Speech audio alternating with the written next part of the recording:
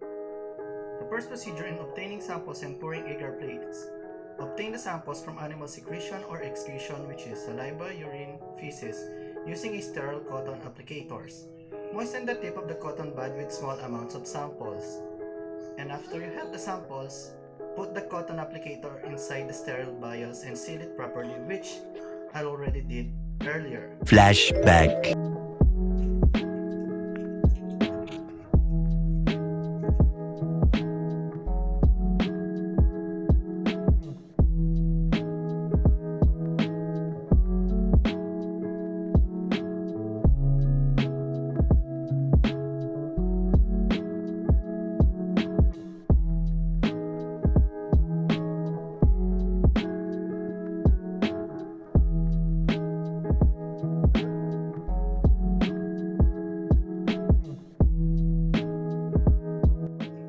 Heat the autoclave test tubes, which contains McConkey agar, in a water bath of 65 degrees Celsius.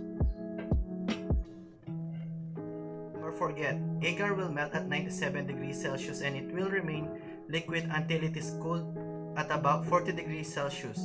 When it is solidified, reheated it up to 97 degrees Celsius so it will return into its liquid state. Cool the test tube at around 50 degrees Celsius.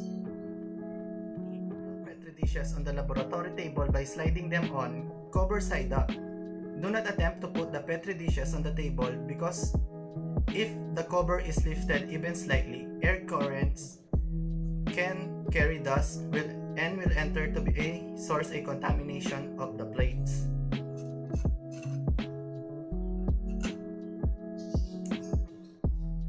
Out of the test tubes or flask over the alcohol lamp. This flaming should be sufficient to destroy the microorganism in the lip of the test tube.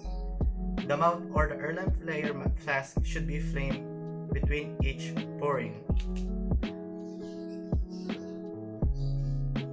Raise the cover of the Petri dish just enough to get the mouth of the test tube and pour the sterile agar into the dish.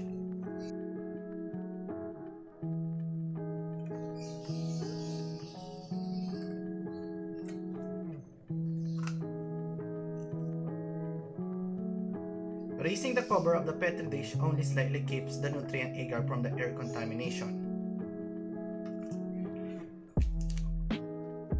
Return the cover of the dish to its original position.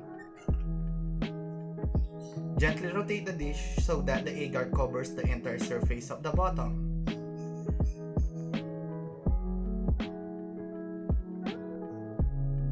Put the dish in an undisturbed place to harden the medium.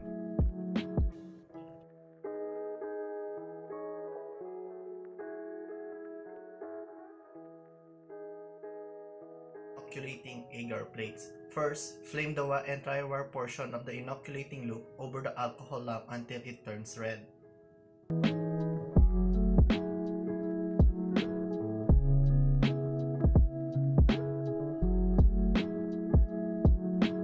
Loop until the reddish glow of the metal vanishes. Apply the tip of the loop into the tip of the cotton bud containing the sample.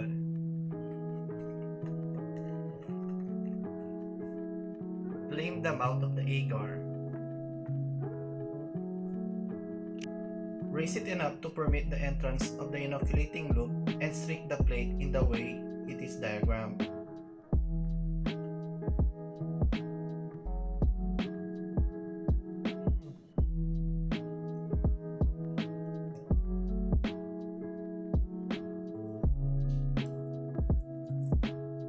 On the bottom, labels should be include your initials, group number, source of material, and the date.